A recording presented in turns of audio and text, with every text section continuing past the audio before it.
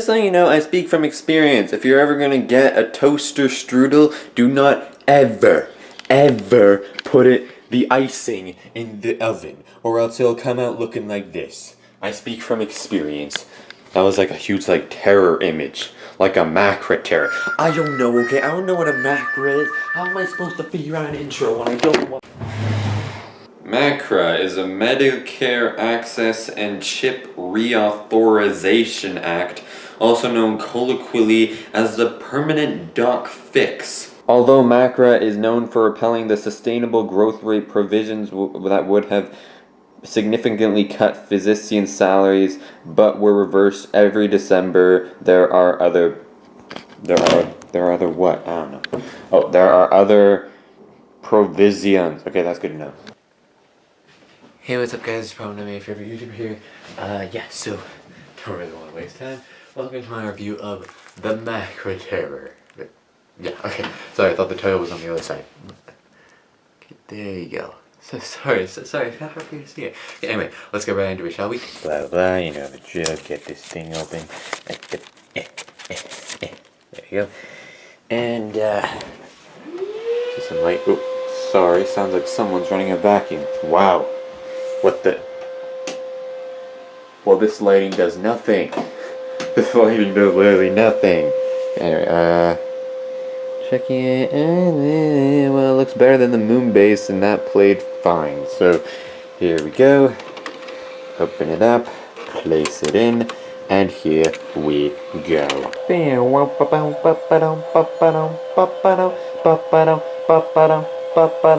Oh wait, no, I don't sing to this theme song. Well, I might as well start. Whoa, it's a giant crab. Wow. Look at all these cool animations, though, as they go from character to character. They normally don't do that. Sometimes they do a weird hourglass thing, and this hourglass thing. You guys have no idea what I'm talking about. I mean, this effect here. See, kind of look like an hourglass there for a moment. I mean, personally, I think that they're kind of just doing every single editing technique that they're able to do, because it looks like a new, I think it is a new editing technique for each one. It started with a simple fade, and now it's doing stuff like this. I like this one, though, where it does that, and then kind of turns into a box. I think that's kind of cool. Medoc. Good old Medoc. What's Med? Oh, that's it? Okay, who do we got interviewing us today? This dude. Hello, Jafar. Sorry. Well, sorry, we don't have time for you. Fast forward.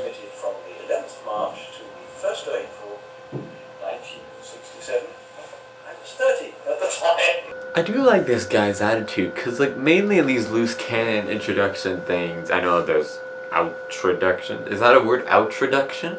If not, then bloody well should be. Bloody well, I'm turning British, but anyway,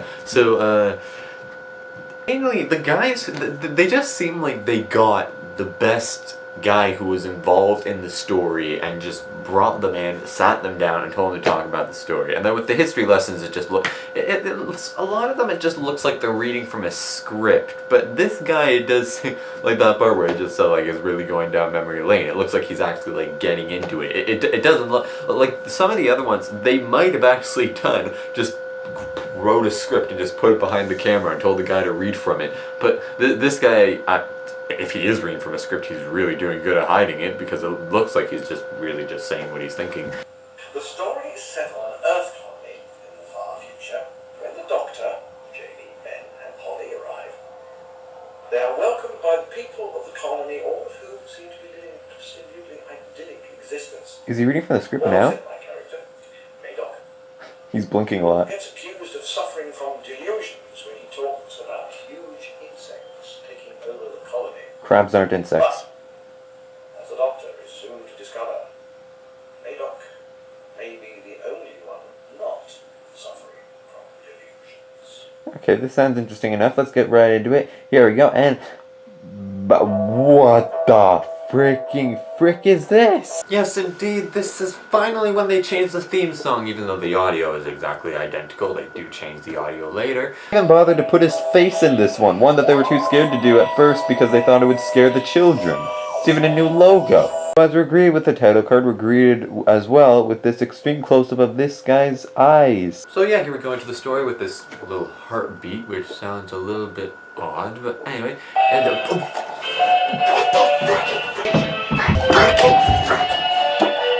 Oh, well, I found the case for the Highlanders.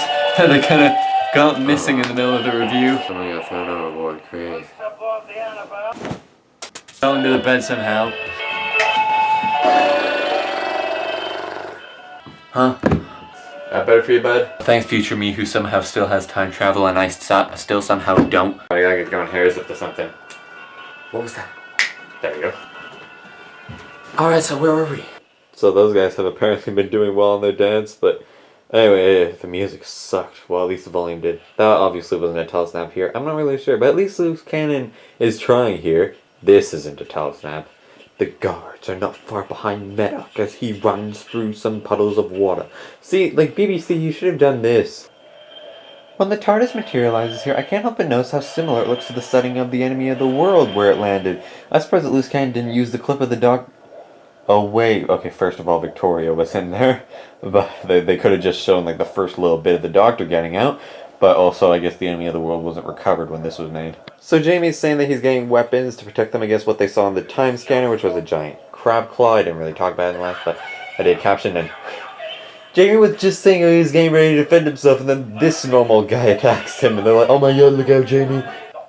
Oh my goodness, what? That's not a telesnap. I've seen that Doctor look like that before. Was that the Underwater Menace or Moonbase or...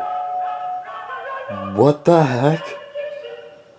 Oh, please be quiet. Your singing sucks. Don't stop it. So the Doctor and his companions conclude that they're not on Earth but are on a planet like Earth in the far future, and they are happily welcomed to this new colony after they fight off the guy who Jamie was after. Look at how happy these guys are. Appear to be suffering from delusions, or what from the guys at the beginning. The Doctor is soon to discover Madoc may be the only one not suffering. That was a little bit, you know, we know that he's not the one with delusions, but so then we see on a screen this guy who has a massive face, who according to Polly is snazzy. I like this, how Loose Cannon's actually doing stuff, because the guy on the far left is leaving now, so then they're zooming in so that it doesn't show the guy in the telesnap, despite the fact that when they stop zooming in, you can still kind of see his face over there in the corner, but whatever. See, and then Polly leaves, and then they zoom in more. Are they going to go one by one? There's this poor Medoc guy who no one believes, but there's an odd transition of scenes here. Watch. See, just cut to black and then it faded right back in. Like, I don't feel like it would have been a fade from scene to scene, because, like, it did sound like their voices died out and then the Doctor's faded in, and it wouldn't be, like, a cut to scene. Like an instant cut. Like, was that like commercial break or something? So they're going into all these different kinds of machines to fix them all up, and the Doctor goes into this machine that's supposed to tone his muscles, and everyone's like, no! And the Doctor comes out and he's like, ah, that's much better. And everyone's like, no, why'd you do that? But what's wrong with toning your muscles? And then Polly goes and is like, oh, Jamie, you look amazing for about 5 seconds, and then just goes to another scene. But anyway, so the Doctor's the only one trying to help Medoc solve his mystery. Medoc mystery. I'm the first person to say that. You ever want to say Medoc mysteries, you have to say that I came up with it first, I think. But anyway, so then the Doctor finally sees this giant crab in this brief, like, 1 second surviving clip that Loose Cannon just plays back and forth and back and forth. Look, you can barely even tell that's a crab. It just looks like 2 lights and a figure of some sort at the bottom. I kind of like these Loose Cannon ones because I don't have to go to the disc menu every time an episode is done. It just rolls right into the next one. Oh wait, I guess I could just click play all. Okay, I can't really blame the BBC for that. It just feels more satisfying to go to episode selections. But anyway, here we go with episode 2. Waiting. But, oh my god. I still can't get used to this new theme song. In the beginning of episode 2, there... Bless you! Bless you! In the beginning of episode 2, the Medoc is just like, I said that I seen them, just as the music gets really high, so like, you barely even hear it, but like, it just goes to show that like, you know, like actors when they're acting in a scene, they don't have the music to go with it, so they need to like, try and act the best that they can and just hope that the music can fill it in. Now they're gonna brainwash Medoc so that he'll forget about his mystery, and even though the Doctor has now seen a MACRA, they of course don't believe the Doctor, because whoever does...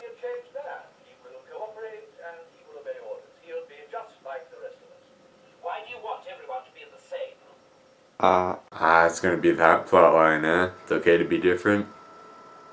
I personally want some plot lines saying that it's okay to be the same, because I mean, it's I mean, like, yeah, but being different is good, but when everyone's saying that being different is good, when you eventually come across a person who's normal, then they're gonna they're probably gonna feel bad about themselves, because, like, you know, like, yeah, I know, everyone's different. Like, sometimes when I ask, like, what makes a person unique, then someone always says, like, oh, well, everyone's thumbprint is different, or their eye retinas are different. Good for that, but that doesn't make anyone special, because everyone is special in that way. What makes someone special is if they're special in a way that is unique to them. Not everyone has different eye retinas, because that's not special. Everyone has a different eye retina. That's normal to have a different retina. I just want to say, I'm watching this review online called the Stewart Review Stuff, and I'm looking at this reviews to see if there's anything that I can add into this video. It's showing this picture in the review, and I kid you not, that picture just showed up on this reconstruction. So anyway, this guy in the massive face as the controller, who no one has seen yet, is like, there's no such thing as MACRA. You want his face, eh? Yeah, we get it. Yeah, we get it, you deserve an Oscar. Yeah, we get it, there's no such thing as MACRA. I didn't catch this, but according to Stewart Review Stuff, I didn't notice this, but apparently when the doctor sees the colony, he comments, well, isn't this pretty gay? Oh boy. Yeah, it's... If you watched some of my earlier videos, then I'd find it shocking if you didn't know what gay meant, since I get on this topic quite a lot. But just to let you know, you know, when you grow up, you're expected to fall in love with a person. If you're a boy, then you're expected to fall in love with a girl, and if you're a girl, you're expected to fall in love with a boy. Gay, or another word for it is homosexual, which is a bit more complicated, means that you grow up to actually fall in love with the same gender as you. So if you're a boy, you'll fall in love with another boy. If you're a girl, you'll fall in love with another girl. That's something that has existed for quite a while, but still many people don't like it, and many people will be angry at you if you're like that because they're stupid. And then, anyway, so many of those stupid people tend to call things or people like why are you carrying this lunchbox? Why are you walking that way? It's all gay and stuff like that. And try and give it as an insult, when to me I don't see it as an insult. But back here, gay, it was another synonym for happy. Okay, let's move on. I like this effect here. He takes the length of the wire and pushes the end the end of it into a wolf using a small device. The doctor's banging with his shoe. Now you'll get chucked in jail. What did he say? Chucked in jail. Chucked in jail. As it turns out, the colony spreads sleeping gas throughout the entirety of... well, not sleeping gas, but it's like mind-controlling gas while they sleep. And then that's why none of the colony believes in MACRA except for Medoc. Medoc it didn't work on Medoc, basically. Maybe his brain functions differently. He's either a genius or a psychopath. Either way, he didn't get affected. But, so the doctor decided to stay up, and then he finds out about the gas and stuff like that because he's smart, and then smart always wins. You don't have to be strong or fast, you just have to be smart. And then he finds Polly, and then he's telling her, like, Polly, whatever you're dreaming about, don't follow it, okay? You hear me? Don't follow it! And then he runs over, and then unfortunately it's all taken over Ben, and Ben's just like, the law of the colony must be obeyed, now you get chucked in jail, and stuff like that. And luckily, Jamie hasn't been affected either, because again, he's either a genius or a psychopath. Either way, it works. I like this. Tell us now. Ben's all just like, the law of the colony must be obeyed. There are no such things as MACRA. And then look at the doctor. But the doctor's over here in the corner, and he's like, oh crap. I'm surprised that, when was the last time that he busted out his recorder? Jamie's all like, Ben, you traitor, and the doctor's like, no, he can't help himself, and then everyone gets in trouble, and then, except for Ben, because he's under the influence, and then Polly gets captured by MACRA, and much more better quality surviving cliffs, because they were recovered, and, like, Australia saved them out. And then Ben's all like, there are no crabs there, until the crab is literally fighting them, and then Ben's like, okay, maybe there's crabs here, and then he saves her, and then runs back, and he's like, this girl ran away, and she's like, there were MACRA, and Ben's like, no, I don't recall MACRA. It turns out that the controller, the guy with the massive face, it turns out it is literally just a picture of a man in the surviving footage as well. That's not just a telesnap thing, it literally is a picture of the man in the story as well. But anyway, so then the doctor and Jamie asks, like, can we see the actual guy? To which, it turns out it's an old man, and then And then when he starts to have a mental breakdown, then the Macra just grab him off screen. Macra, why would you do that? You're trying to hide yourself. Now you've just done it in full view of everyone, showing your massive claw. Now everyone knows that you're real, and now that's the cliffhanger for episode 2. Not much of a cliffhanger though. Pretty much the one with the disadvantage is the Macra this time.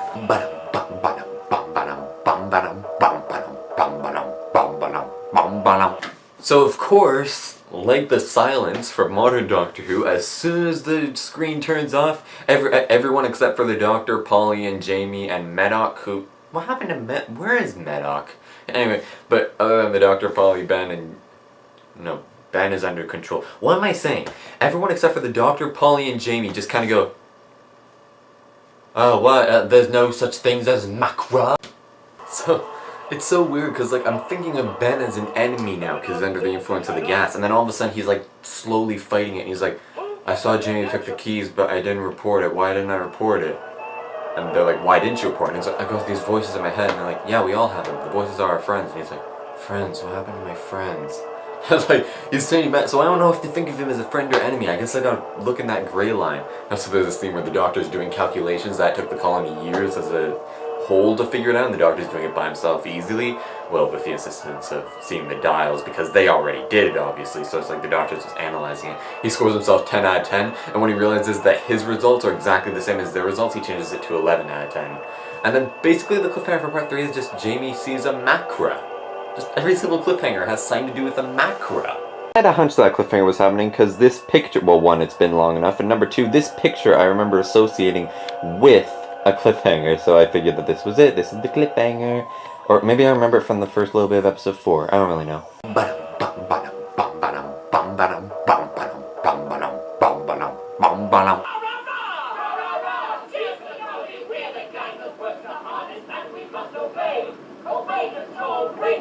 It's better than what they did earlier with the big like.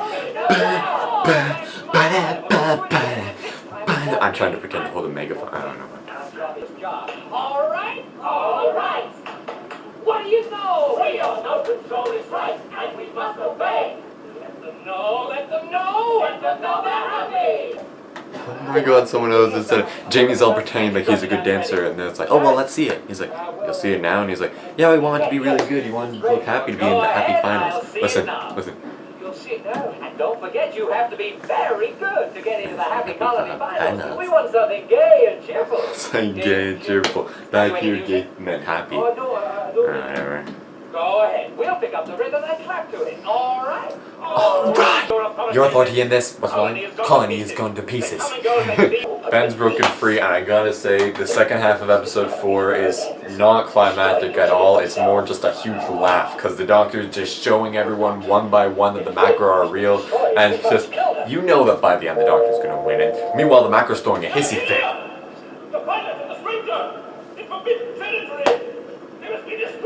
Does this sound like a monster who has the upper hand? Correct me if I'm wrong, but isn't one of the dancers played by one person for episodes 1 and 2, and then they change to a completely different actress for episodes 3 and 4? That seems. I think I remember that from the intro. I can't quite remember. I think it's the same actress from the War Machines. I think they also mentioned that in the intro. I think she's also in the Faceless ones as well. But anyway, yeah. So they blow up the Macra, and he's just like, "Guards, stop the strangers!" What the guards were doing, I have no idea. Were they running, or were they like, maybe we should trust these guys? I don't know. Anyway, so it's just weird because Ben blows up the Macra and just now everyone shall be free of control, and then just it immediately cuts to once everyone has thanked the Doctor, so we don't even get to see everyone being broken of the spell. It's just Ben does something and then cuts, and then everyone's okay. Anyway, so then apparently the Doctor, Polly, Ben, and Jamie are supposed to be given the strangest trophy, which is something that they have, and then naturally they don't want to stay, so then they apparently just dance their way back to the tops. So that was the MACRA TERROR. Would I recommend it? Well, I mean, it's kind of a good story. I mean, it is reconstruction, so if you don't like that, then I don't know. I mean, maybe buy the audio CD so that you can hear bridging narration. It just plays the audio, but then they bring someone normally from the original cast to say what's happening during the gaps where where it's mainly visual and you just see what's happening, but with just audio and you just hear music and really there's just a whole bunch of fighting scenes, then the guy will normally like, it's like audio description really. Like when a blind person's watching, there's audio description so that there's a guy talking throughout the moments that you can't really make out through just hearing. So but yeah, overall I think this story is pretty good. So thank you all so much for watching this video. I really hope you enjoyed. If you did, please like, so I know that you enjoyed. And if you didn't like, please leave a dislike, so I know that you did enjoy. Leave a comment down below if you like the channel. This awesome, get some motivation and encouragement. If you didn't like, please leave a big comment down below saying why you did like, so I can for next time. But won't be going to a movie. Just go to dislike it for like and subscribe so then know when my next video comes out. I can finally put this Highlanders disc away now that I found it in the bed. Thanks guys so much for watching, and as always, I'll see you next time where I review story number 35, The Faceless Ones. Bye bye.